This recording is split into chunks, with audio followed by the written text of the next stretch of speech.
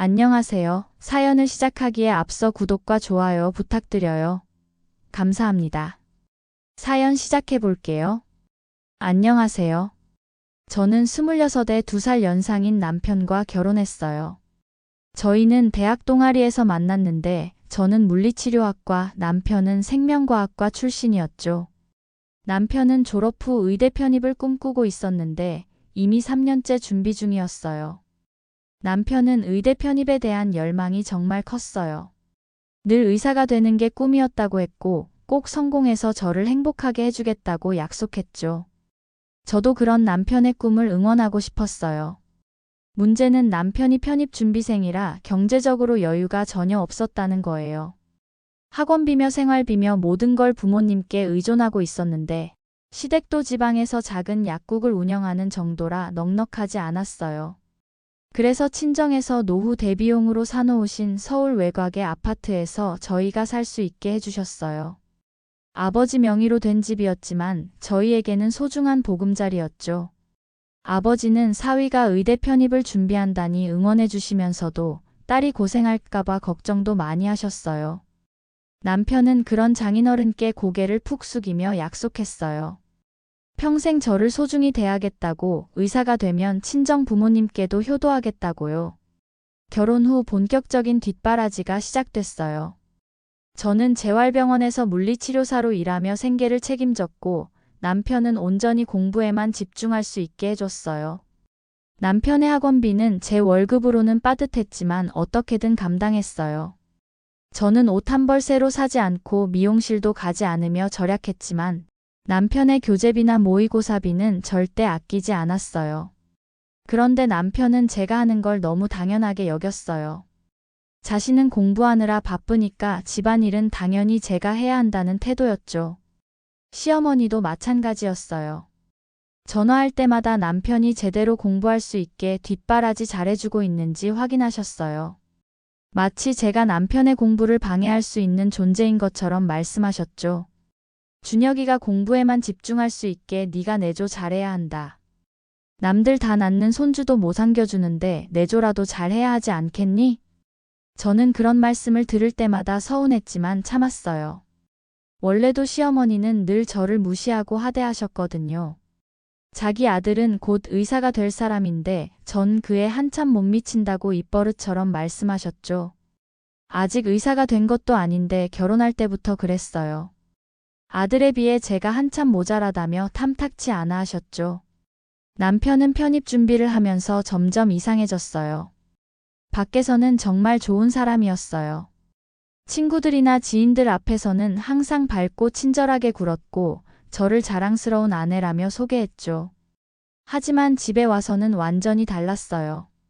스트레스를 받으면 저에게 화풀이를 했고 자신이 원하는 대로 안 되면 저를 탓했어요. 공부가 잘 안 된다며 짜증을 내거나 모의고사 점수가 나쁘면 제가 집중할 수 있는 환경을 만들어주지 못했다고 했어요. 그런 생활이 2년 반 동안 계속됐어요. 남편은 한 번 떨어지고 두 번째에 드디어 지방 국립대 의대에 편입했어요. 그때는 정말 기뻤어요. 그동안의 고생이 드디어 보상받는다는 생각이었거든요. 의대에 합격하자 시댁에서는 정말 큰 잔치를 벌이셨어요. 온 동네 사람들을 불러서 우리 아들이 의대생이 됐다며 자랑하셨죠. 저도 그 자리에서 칭찬을 많이 받았어요. 남편을 잘 뒷바라지했다고요. 의대 4년은 더 힘든 시간이었어요. 의대 학비는 워낙 비쌌지만 시댁에서 어떻게든 마련해 주셨고 생활비는 여전히 제가 책임져야 했어요. 남편은 의대생이 되면서 더욱 거만해졌어요. 자신이 미래의 의사라는 자부심 때문인지 저에 대한 태도가 더욱 차가워졌어요. 집에서는 저를 하인처럼 부렸지만 밖에서는 여전히 좋은 남편 행세를 했죠. 저는 남편을 위해 제 모든 것을 희생했지만 남편은 그걸 당연하게 여겼어요. 고마워한다는 말도 별로 없었고 오히려 더 많은 것을 요구했죠. 드디어 남편이 의대를 졸업하고 인턴이 됐을 때는 정말 감격스러웠어요. 그런데 인턴 월급은 생각보다 많지 않았어요. 하지만 곧 레지던트가 되고 전문의가 되면 상황이 나아질 거라고 믿었어요. 남편은 인턴, 레지던트 시절에도 집에서는 여전히 저를 당연시했어요. 병원에서 힘들다고 하면서도 집안일은 여전히 제가 다 해야 한다고 생각했어요. 그런데 남편이 시댁에 하는 이야기는 항상 과장되어 있었어요. 병원에서 인정받고 있다거나 교수님들이 좋게 봐준다거나 하는 식으로요. 실제로는 다른 레지던트들과 별반 다르지 않았는데도 말이에요. 드디어 남편이 내과 전문의 자격을 취득했을 때 시댁에서는 정말 대단한 잔치를 벌이셨어요. 온 동네에 현수막까지 걸어주시고 우리 아들이 드디어 의사가 됐다며 자랑하셨죠. 문제는 남편이 시댁에는 전혀 다른 이야기를 하고 있다는 거였어요. 병원에서 중요한 역할을 맡고 있다거나 수입이 상당하다거나 하는 식으로 과장해서 말했어요. 심지어 명품 시계를 할부로 사기도 했죠. 저는 그런 남편을 말렸지만 소용없었어요. 체면이 중요하다고 했어요. 그 할부금도 결국 제가 감당해야 했죠. 1년 후 남편이 개원을 하겠다고 나선 거예요. 지금 월급으로는 한계가 있으니 자기 병원을 차리겠다는 거였죠. 개원 자금이 3억 정도 드는데 저희에게는 그런 여유가 전혀 없었어요. 남편은 시댁에서 돈을 빌리겠다고 했어요. 그리고 시부모님께 거짓말을 했어요. 이미 좋은 자리를 알아봤고 성공이 확실하다고 말씀드린 거죠. 시부모님은 그동안 모아둔 돈과 집을 담보로 대출받은 1억 원까지 합쳐서 총 1억 5천만 원을 빌려주셨어요. 남편은 그 돈으로 개인 병원을 차렸어요. 하지만 개원 후 몇 달이 지나도 환자가 별로 오지 않았어요. 주변에 워낙 큰 병원들이 많아서 경쟁이 치열했거든요. 신규 병원이라 인지도도 없었고요. 남편은 점점 조급해했어요. 환자를 늘리기 위해 각종 광고에 돈을 쏟아부었고 필요 이상으로 직원들을 많이 고용했어요. 하지만 수입은 늘지 않고 지출만 계속 늘어났죠. 그런데 개원한 지 6개월 정도 됐을 때 저는 남편이 이상한 걸 발견했어요. 남편이 집에서도 계속 휴대폰만 들여다보고 있더라고요. 처음에는 병원 일 때문인가 했는데 밤늦게까지 뭔가 열심히 보고 있어서 궁금했어요. 어느 날 남편이 화장실에 간 사이 휴대폰을 몰래 봤는데 주식 앱이 켜져 있더라고요. 그리고 투자 내역을 보니까 엄청난 금액이 왔다 갔다 하고 있었어요. 그날 밤 남편과 심각한 대화를 나눴어요. 남편은 처음에는 변명하려고 했지만 결국 모든 걸 털어놨어요. 병원 운영이 어려워서 빠른 시간 내에 돈을 벌어보려고 주식과 코인에 투자했다는 거였어요. 처음에는 조금만 투자할 생각이었는데 한번 이익을 보니까 욕심이 났어. 그래서 병원 운영 자금까지 투자했는데 갑자기 폭락하는 바람에 큰 손실을 입었어. 저는 정말 화가 났어요. 그렇게 중요한 일을 왜 혼자 결정했냐고, 적어도 상의는 해야 하는 거 아니냐고 소리쳤어요. 남편은 미안하다고 했지만 이미 상당한 손실을 입은 상태였어요. 더 큰 문제는 남편이 그 손실을 만회하려고 더 큰 투자를 하고 있다는 거였어요. 잠깐만 더 기다려봐.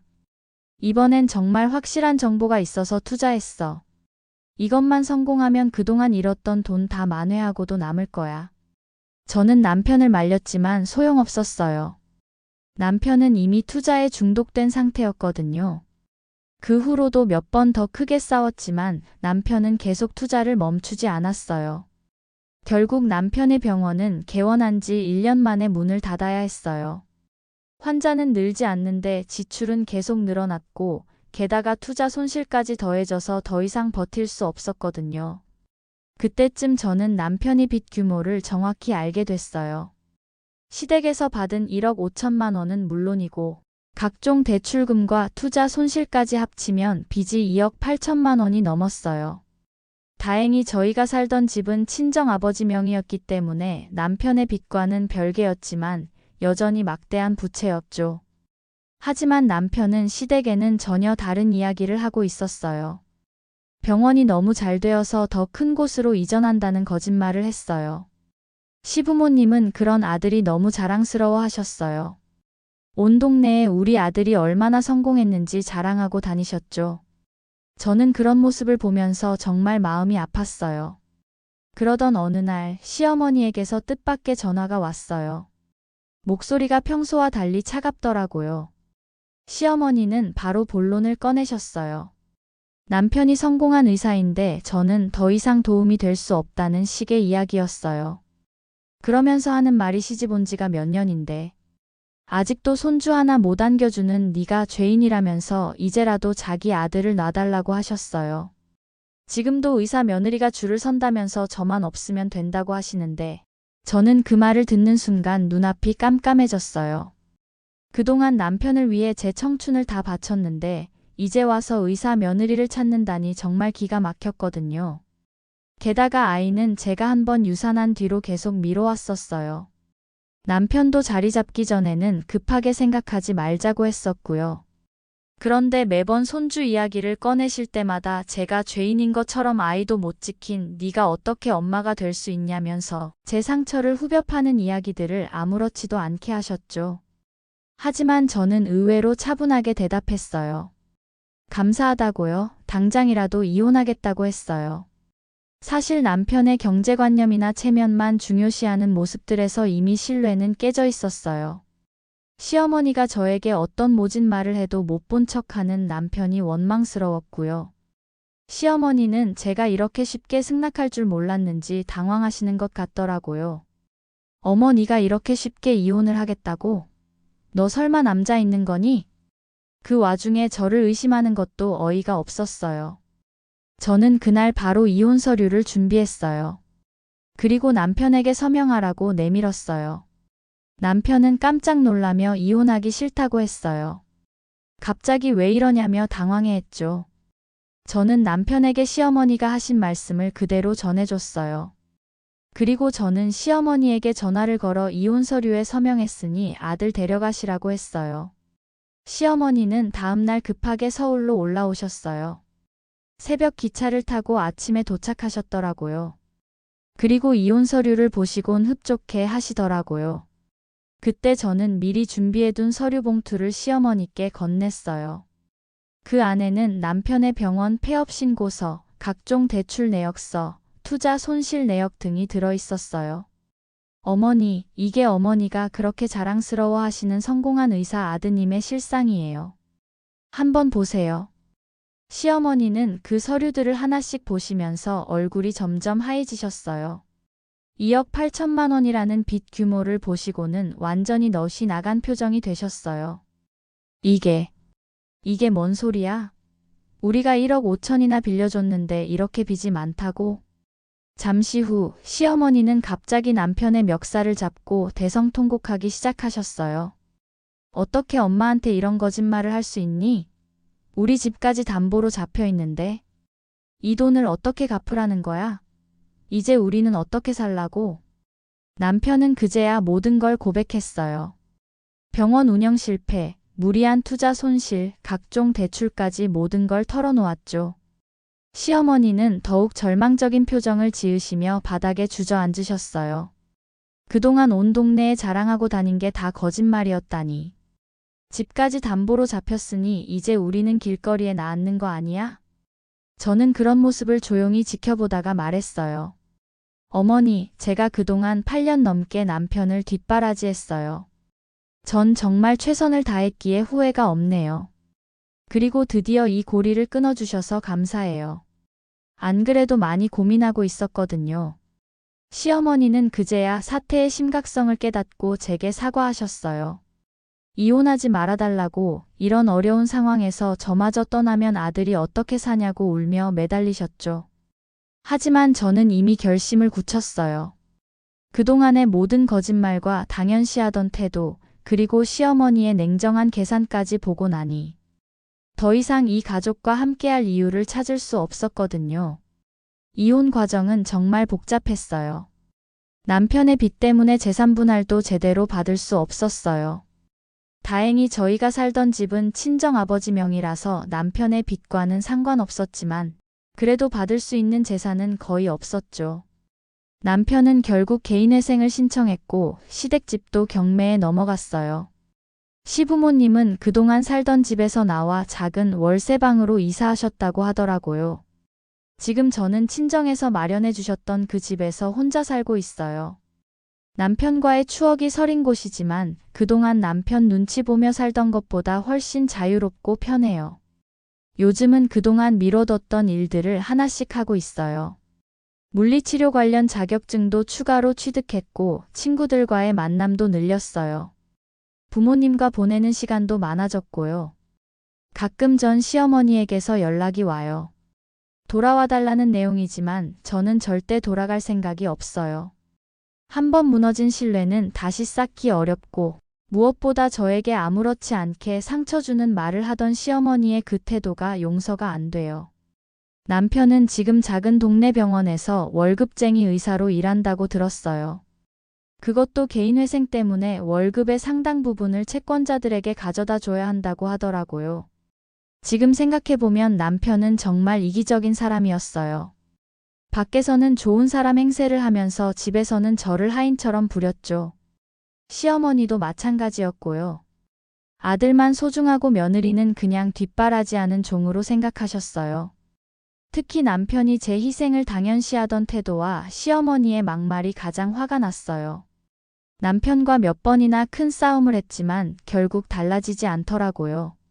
오히려 제 탓을 하면서 책임을 회피하려고만 했어요. 그런 모습을 보면서 이 사람과는 더 이상 함께할 수 없다는 걸 확실히 깨달았어요. 지금의 저는 과거보다 훨씬 강하고 현실적이 됐어요. 더 이상 다른 사람의 기대에 맞추려고 제 자신을 희생하지 않을 거예요. 제 행복을 가장 우선시하며 살아갈 예정이에요. 마지막으로 혹시 비슷한 상황에 있는 분들이 계시다면 말씀드리고 싶어요. 아무리 사랑하는 사람이라도 여러분을 당연시하거나 존중하지 않는다면 그 관계는 다시 한번 생각해 보세요. 진정한 사랑은 일방적인 희생이 아니라 서로에 대한 존중과 배려에서 시작되니까요. 그리고 한 가지 더 깨달은 건 사람은 정말 쉽게 변한다는 거예요. 제 긴 이야기를 끝까지 들어주셔서 감사합니다. 구독과 좋아요, 알림 설정까지 잊지 마세요.